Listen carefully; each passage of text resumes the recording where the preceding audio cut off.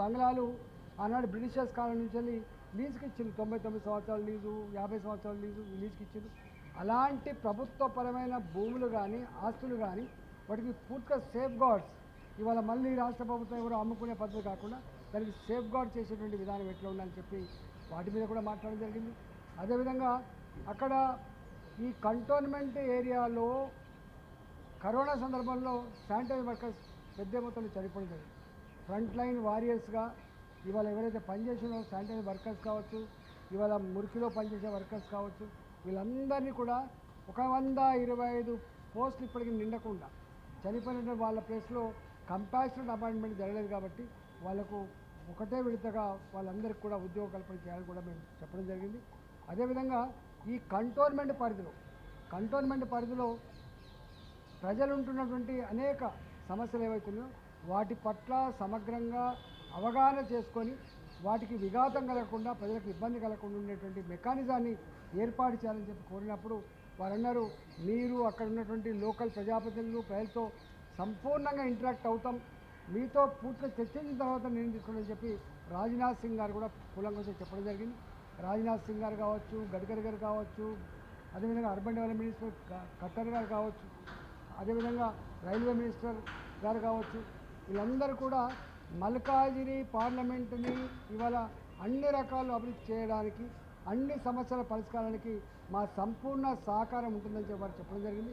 గతంలో నేను ఆర్థిక మంత్రిగా పనిచేసినాం, గతంలో ఆరోగ్య శాఖ మంత్రిగా పనిచేసినాం, గతంలో పార్టీ ఫ్లోరిడ్గా పనిచేసిన అనుభవం ఉంది కాబట్టి సమస్యలు ప్రజలకు ఎట్లా ఉంటాయి, వాటిని ఎట్లా పరిష్కరించాలో అవన్నీ కూడా తెలిసిన వాడిగా డెఫినెట్గా మల్కాజిగిరి పార్లమెంటు పరిధిలో ఒక కొత్త నూతన అధ్యాయాన్ని, ఒక కొత్త ఒరవడిని సృష్టించే దాంట్లో ఇలా కేంద్ర ప్రభుత్వ పరంగా అన్ని రకాల సంపూర్ణ సహకారం అందుతుందని చెప్పే నమ్మకంతో ఇవాళ ఇవన్నిటి కోసం కూడా రిప్రజెంట్ చేయడం జరిగింది. సార్, ప్రతి ఎన్నికల్లో బీజేపీ ఓటు శాతం, సిపి శాతం పెంచుకుంటున్నారు. మరి రానున్న భవిష్యత్తు ఎలా ఉండబోతుంది? రాజకీయాలని మాట్లాడతాం. రేపటి కాలంలో మీకు తెలుసు, గతంలోనే 2023లోనే భారతీయ జనతా పార్టీ తెలంగాణ రాష్ట్రంలో అధికారం రావాలి, సరే రకరకాల కారణాల వల్ల రాలేకపోతున్నారు. కానీ దాని తరువాత జరిగిన ఎన్నికల్లో ఇవాళ ఎమ్మెల్యే ఎన్నికల్లో 14 నుంచి 15% ఓటు సాధించుకున్నాం. ఈ 6 నెలల కాలంలోనే 14-15% ఉన్నటువంటి Bharatiya Janata party vote bank ఇలా 36% పెరిగింది, 35%. మొత్తం దేశంలో అత్యధికంగా ఓటు షేర్ సాధించుకున్నట్టు ఈ మొత్తం పార్లమెంట్ ఎన్నికల్లో 29 రాష్ట్రాల్లో కేంద్ర ప్రాంతాల్లో ఎక్కడ రానంత గొప్ప ఓటు షేరింగ్ ఈసారి భారతీయ జనతా పార్టీకి వచ్చింది. ఇది దేనికి సంకేతం అంటే రేపటి సర్పంచ్ ఎన్నికలు కావచ్చు, మండల పరిషత్ ఎన్నికలు కావచ్చు, జిల్లా పరిషత్ ఎన్నికలు కావచ్చు, లేదా రేపు ఏ ఎన్నికలు వచ్చినప్పటికీ కూడా ఇవాళ ఎమ్మెల్యే ఎన్నికలు, ఎంపీ ఎన్నికలు ఎట్లా కొట్టాడినామో రేపు మున్సిపాలిటీ ఎన్నికలు అట్లే కొట్టాడతాం, రేపు జిహెచ్ఎంసీ ఎన్నికలు అట్లే కొట్టాడతాం, లోకల్ బాడీ ఎన్నికలు కూడా అట్లే కొట్టాడతాం గ్రామాల్లో. కాబట్టి రాబోయే కాలంలో ఎప్పుడు ఎన్నికలు జరిగినా కూడా రాష్ట్రంలో, తెలంగాణ రాష్ట్రంలో ఏర్పడబోయే ప్రభుత్వం భాజపా ఇవాళ సంపూర్ణంగా బీజేపీ ప్రభుత్వం. సార్, ఒక పార్టీని నమ్ముకున్న వ్యక్తులు ఇంకో పార్టీలో చేరడం ఏ విధంగా చూస్తారు?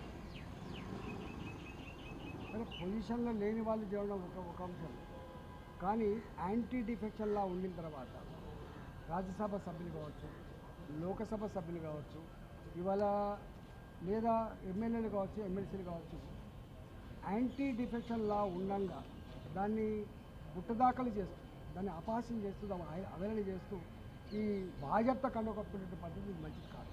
కేసీఆర్ గారు గతంలో వారు కూడా చేసింది ఇదే పని, కానీ వారు 18 మంది ఎమ్మెల్యేలు ఉంటే 2/3 ఎమ్మెల్యేలు చేతికొచ్చేంత వరకు బయటికి తెలియలేదు. లోపల మాట్లాడుకున్నాడు, మాట ముచ్చట అయిపోయింది, కానీ వాళ్ళు ఎవరు జైలు కాలేదు. కానీ 12 మంది సంపూర్ణ వచ్చినట్టు చేయలేదు. కానీ ఇక్కడ కాంగ్రెస్ పార్టీ 39 మంది ఎమ్మెల్యేలు ఉన్నటువంటి టీఆర్ఎస్ పార్టీలో 26 మంది వస్తేనే ఇవాళ యాంటీ డిఫెక్షన్లా అట్రాక్ట్ కాదు. కానీ ఏ ఎమ్మెల్యేకి ఆ ఎమ్మెల్యేని కనుగప్పి ఇప్పటికే 5 మందిలో 6 మందిని తీసుకున్నారు. అంటే బరిదగించిన పని అన్నట్టు.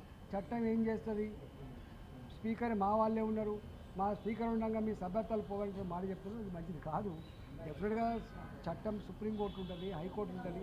ఈ బరిదగించి యాంటీ డిఫెక్షన్ లా ఉండగా కూడా ఇట్లాంటి చర్యలు చేపడితే చట్టం తప్పకుండా దాన్ని పని చేస్తానని విశ్వాసం ఉంది. ఈ పద్ధతి మంచిది కాదు. సార్, ఫైనల్గా తెలంగాణ బీజేపీ అధ్యక్షుల రేసులో మీరు ఉన్నారా? మా పార్టీ గట్లా నేనున్నానా ఇంకో ఆయన ఉన్నాను, మా పార్టీ ఎవరిని ఎప్పుడు ఎక్కడ పెట్టానో ఏ హోదా కల్పించాలి ఏ బాధ్యత ఉన్నో అదంతా మా హైకమాండ్ సరిపోయిందా.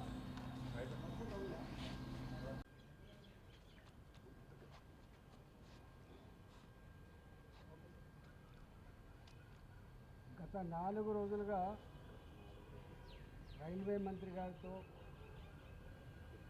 అర్బన్ డెవలప్మెంట్ మినిస్టర్ గారితో, అదేవిధంగా ఇండస్ట్రీస్ మినిస్టర్ సమావేశాలు ఏర్పాటు చేయడం జరిగింది. మల్కాజిగిరి పార్లమెంటు పరిధిలో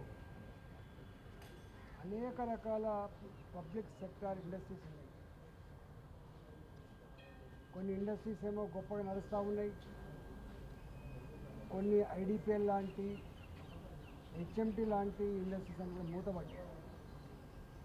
ఈరోజు ఇండస్ట్రీస్ మంత్రి కలుసుకొని మల్కాజిగిరి పార్లమెంటు పరిధిలో ఉంటున్న ఇండస్ట్రీస్ ఏవైతే ఉన్నాయో నడుస్తున్న వాటిని మరింత గొప్పగా నడిపే ప్రయత్నం చేయాలని, ఏ ఇండస్ట్రీస్ అయితే మూతపడ్డాయో ఆ ఇండస్ట్రీస్ జాగలో ఆ ఇండస్ట్రీస్ దగ్గర కొత్త ఇండస్ట్రీస్ రూపకల్పన చేసి కొత్త ఇండస్ట్రీస్ నెలకొల్పి వేలాది మంది లక్షలాది మంది నిరుద్యోగులకి ఉపాధి కల్పించే చర్య చేపట్టాలని, ఇవాళ ఇండస్ట్రీస్ మూతపడంగానే డిజిన్వెస్ట్మెంట్ కింద అమ్ముకునే ప్రయత్నం చేయొద్దని, చాలా కాస్ట్లీ భూములు కాబట్టి ఈ భూములలో ఇప్పటి అవసరానికి తగ్గట్టుగా ఇప్పటి డిమాండ్ తగ్గట్టుగా ఇండస్ట్రీస్ నెలకొల్పాలని చెప్పి వారికి చెప్పడం జరిగింది. వారు కూడా పాజిటివ్గా స్పందించారు.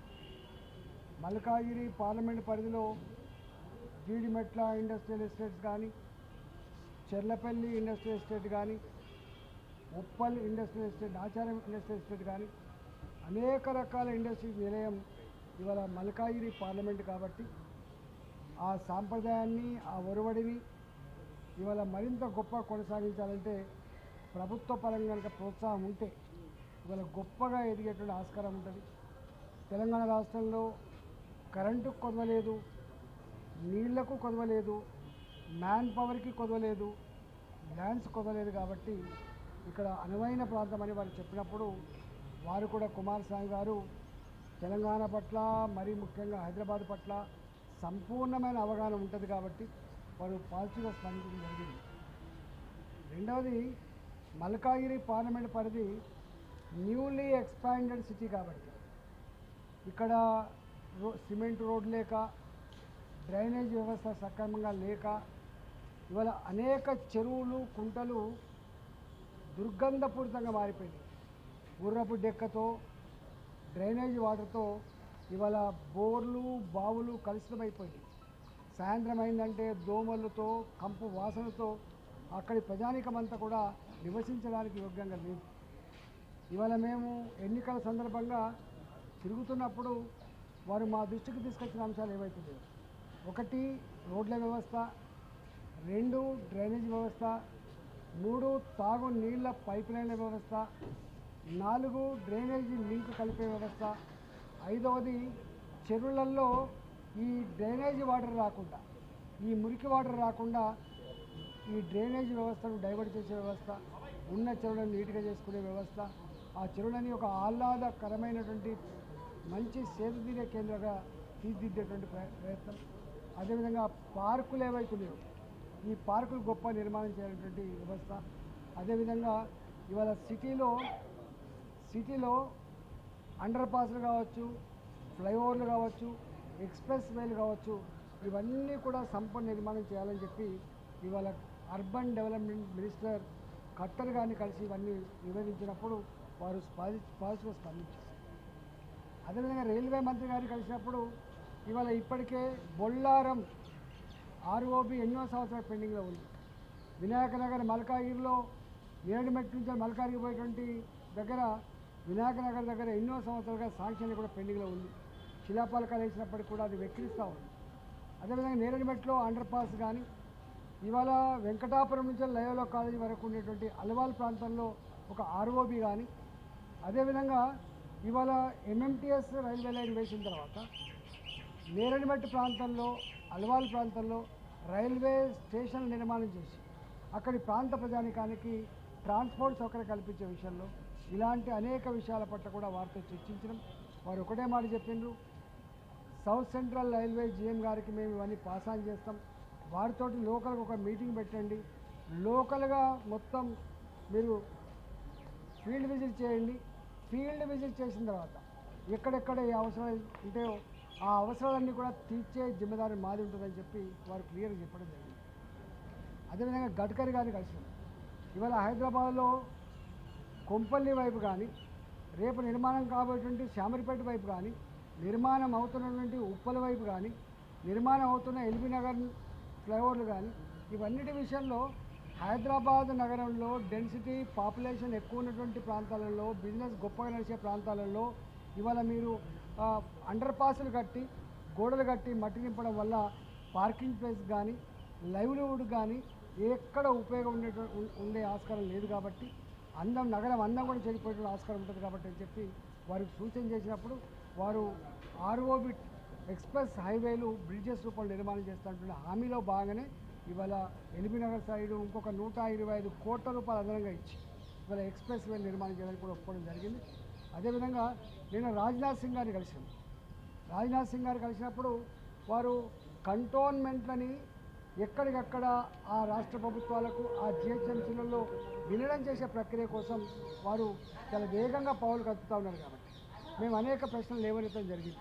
సంతోషం, కంటోన్మెంట్ని జిహెచ్ఎంసీలో విలీనం చేయడం రాష్ట్ర ప్రభుత్వానికి ఇలా హ్యాండ్ ఓవర్ చేయడం అనేది సంతోషకరమైనది. అయినప్పటికీ కూడా కంటోన్మెంట్ పరిధిలో పనిచేసేటువంటి శానిటేషన్ వర్కర్స్ కావచ్చు, వాళ్ళ ఎంప్లాయీస్ కావచ్చు, వాళ్ళ జీతభత్యాలు కానీ వాళ్ళ సర్వీస్ కానీ అదేవిధంగా వాళ్ళకు వచ్చే పెన్షన్ కానీ వాటి పట్ల దృష్టి పెట్టాలని చెప్పి మీకు కోరడం జరిగింది. అదేవిధంగా ఈ కంటోన్మెంట్ భూములలో కావచ్చు, ఎయిర్ ఫోర్స్ భూములలో కావచ్చు 100 సంవత్సరాలుగా 80 సంవత్సరాలుగా ఎవరైతే ఇల్లు కట్టుకుంటున్నారో వాళ్ళందరూ కూడా రైట్స్ కల్పించే విషయంలో ఒక నిర్ణయం తీసుకోవాలి. ఆ ప్రజలకు ఇబ్బంది కలగని పద్ధతిలో మన నిర్ణయం ఉండాలని చెప్పి రెండో సూచన జరిగింది.